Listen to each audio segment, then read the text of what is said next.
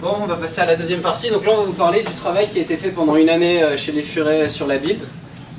Donc le constat, c'était au 1er janvier 2013, le temps de build c'était 17 minutes, ça pique un peu. À savoir que quand je suis arrivé chez les Furets début 2012, le temps de build était environ à 12 minutes. Bon, j'avais pas d'expérience avant, on m'a dit que c'était normal. Bon, je continue à travailler avec ça. Et le fait est qu'un an après, en janvier 2014, on était passé à 2 minutes 30, sachant que sur certaines machines, ça descend même en dessous d'une minute. Donc l'idée c'est de savoir ce qui s'est passé. Donc pourquoi? Il faut savoir qu'on a à peu près 300 000 lignes de code, 30 000 tests, et donc un build de 17 minutes, c'est très long. Question, comment est-ce qu'on s'occupe pendant 17 minutes? Il y a la solution de la pause café. Personnellement je lisais, et quand je me suis rendu compte que j'arrivais à lire plus vite pendant le temps de build que chez moi le soir, je me suis rendu compte qu'il y avait un problème. Et même si j'ai pas travaillé directement dessus, j'ai commencé à m'intéresser aux travaux qui étaient faits sur la build. Il faut savoir qu'améliorer son temps de build, c'est pas forcément mettre beaucoup de monde, passer du temps et dépenser beaucoup d'argent. Il y a plein de petites choses qu'on peut faire et mettre en place pour améliorer ça. À savoir principalement faire beaucoup de mises à jour. Par exemple, on a gagné énormément de temps de build en passant à Java 7. Comme quoi, ça peut aussi avoir des intérêts. La gestion des dépendances, se rendre compte qu'il y a des vieilles dépendances, des dépendances qui peuvent être supprimées. Ça réduit pas que le temps de build, ça réduit aussi la taille des packages qui sont produits. Et l'optimisation du build, on s'est rendu compte que dans le build, il y avait des choses qui étaient faites uniquement pour la prod, que ce soit le packaging ou des tests qui étaient faits uniquement pour vérifier l'intégration avant la prod. Donc les mettre à part, séparer en différents builds, un pour le dev et un pour la prod. Et quand on écrit des tests, simplement faire attention à ne pas mettre deux tests qui vont être joués sur le même thread, deux tests longs, ou séparer un maximum. Et il y a aussi des petits outils qu'on peut utiliser, par exemple More Units, donc pour la couverture de test. Ça, c'est pas vraiment pour gagner du temps de build, mais plus pour s'assurer quand on va lancer une build, elle va passer. Parce que, ça c'est le scénario typique, c'est on lance une build, elle casse, et même si on a une build qui est très courte, si on la lance 5 fois, ça sert pas à grand chose. Donc il y a aussi Infinitest qui permet, qui est un plugin qu'il y a sur IntelliJ et sur Eclipse, qui permet au fur et à mesure que vous éditez votre code de détecter les tests qui sont dépendants, de les exécuter, d'avoir un retour direct. En à peu près 10-15 secondes, on voit s'il y a des tests qui sont impactés. Et après, il y a une partie qui a demandé beaucoup plus d'introspection, qui a demandé une personne à temps plein sur quelques semaines. Ça peut être soit quelqu'un de l'équipe, en l'occurrence nous on a fait intervenir quelqu'un de l'extérieur. La première chose, c'était du refactoring, donc détecter les tests trop longs. À savoir, en regardant tout simplement le temps d'exécution des tests, un test qui dure plus de 10 secondes, c'est pas acceptable, et essayer de comprendre pourquoi et de le résoudre. Principalement, notre problème, c'est sur les tests de base de données, donc il a fallu les moquer tout simplement pour que ce soit beaucoup plus rapide. Ou alors les découper en tests unitaires quand on se rendait compte que les tests étaient trop volumineux. Et on a aussi un certain nombre de tests Selenium, qui ne sont pas dans la build, mais qui mettent du temps à être exécutés, et au final, on fait un développement et on se rend compte uniquement plus tard dans la journée que les tests Selenium sont cassés, donc on en a aussi intégré dans la build. Stabiliser les tests, encore une fois, ça sert à rien d'avoir une build courte si on a des tests qui la font casser une fois sur deux. Limiter la génération de code, on a beaucoup de code généré, c'est inutile de générer du code s'il n'y a aucune modification dessus, donc essayer d'être plus smart sur la génération du code, vérifier qu'il y ait des modifications. Alors il y a aussi un travail qui a été fait sur la parallélisation. On a un repository qui a avec plusieurs projets et beaucoup de dépendances, et on se retrouve avec un diagramme qui est à peu près ce genre là, donc on a des nœuds d'étranglement, et quand on essaie de multithreader, on arrive dans une situation comme ça où c'est bouché, ça bloque. Donc une des solutions, c'est de résoudre et de supprimer ces bottlenecks, mais il faut pouvoir les détecter. Donc il y a un plugin Maven qui a été développé par David Gageot, qui suffit d'ajouter dans son POM, et on va récupérer un output qui va ressembler à ça. Donc, je vais vous montrer. Before, voilà. Je sais pas si c'est... Donc pour chaque exécution dans Maven, on a à peu près le temps d'exécution et la file des exécutions. Donc en bleu, c'est ce qui pose pas de problème, et en rouge, c'est tous les éléments qui sont bloquants pour les autres. Donc tests, en fait. Voilà, c'est test compris. En bleu, c'est la compile, et en rouge, c'est les phases de test. Et donc si on regarde, on s'aperçoit rapidement qu'il y a quelques problèmes, à peu près ici, et il y en a d'autres un peu plus loin. Voilà. Alors on fait pas rien pendant 2 minutes.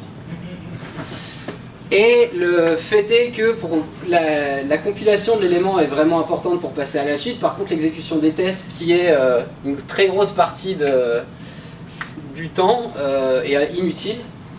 D'où l'intérêt de prendre les projets pour lesquels les tests étaient vraiment longs et qui étaient bloqueurs, et de séparer le projet et le test. Ce qui fait qu'on arrive maintenant... Hop. Voilà, donc là c'est ce qui se passe. On a toujours des tests qui sont extrêmement longs à exécuter, mais au moins le multithreading fait qu'on passe directement à la suite et qu'on gagne, on a divisé quasiment le temps de build par 2.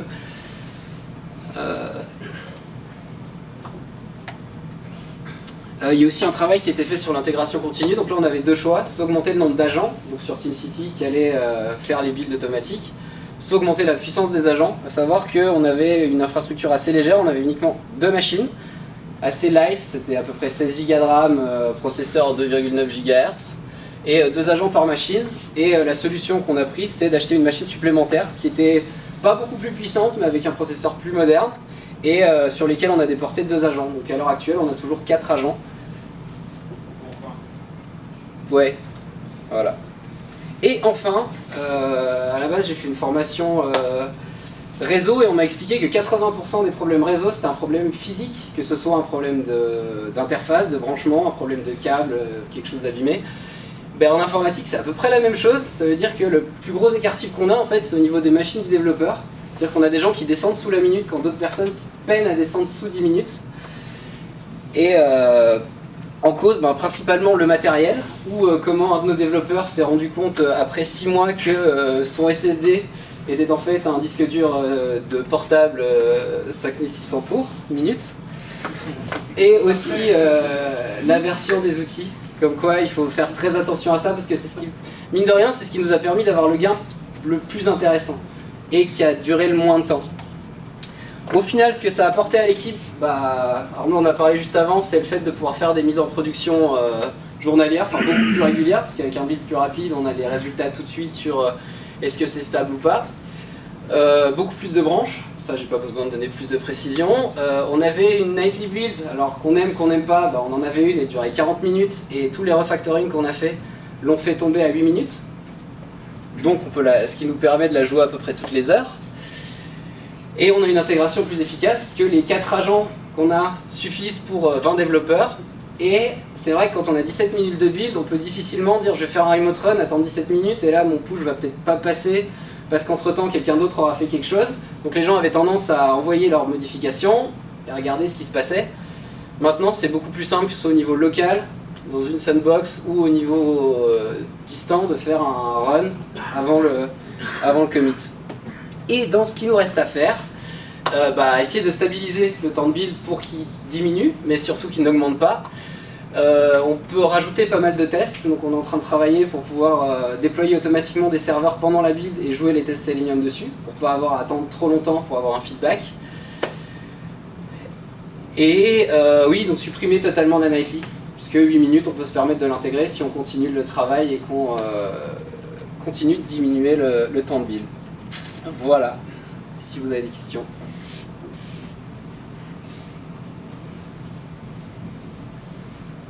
La night build, tu la passes combien de fois par heure la nuit? Une fois, toujours, programmé.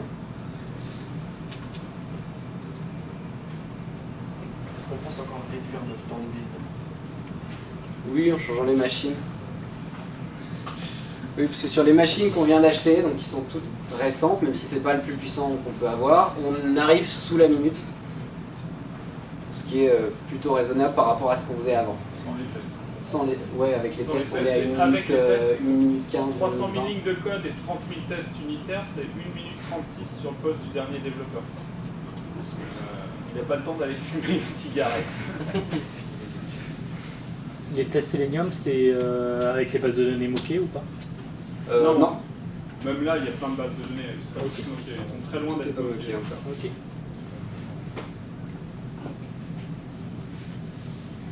Et vous avez pas peur qu'il arrive un moment où vous ne pourrez jamais améliorer suffisamment vite par rapport au nombre de tests que vous ajoutez?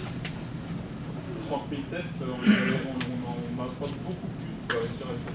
Ouais, puis, quand bien même on arriverait à une limite comme ça, le tout c'est de rester au niveau maximum. À partir du moment où c'est raisonnable. Et voilà, là on joue énormément de tests en peu de temps, donc il n'y a aucune raison de ne pas pouvoir continuer à diminuer le temps. Ça va nous prendre du temps à écrire. En sachant que dans la démarche là, il y a plus de tests qui ont été créés que de tests qui ont été supprimés, forcément, mais qu'on a quand même continué de diminuer le temps de build. Parce qu'on a remplacé certains tests par des mocks, etc. Et que maintenant, quand on repasse sur des tests, on les remodifie pour pouvoir au moins avoir le même temps d'exécution en faisant plus de choses. En Maven, on est en parallélisation. Donc on est en T1C, on a un thread Maven par cœur. Et on a sur les agents de build, on a 4 cœurs. Donc on a 4 builds Maven en parallèle, quoi. 4 modules à chaque fois. Et on a combien de modules? 80?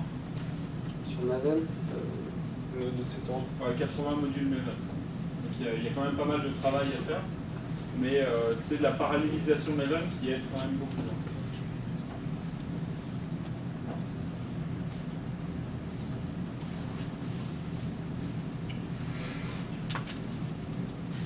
Thomas?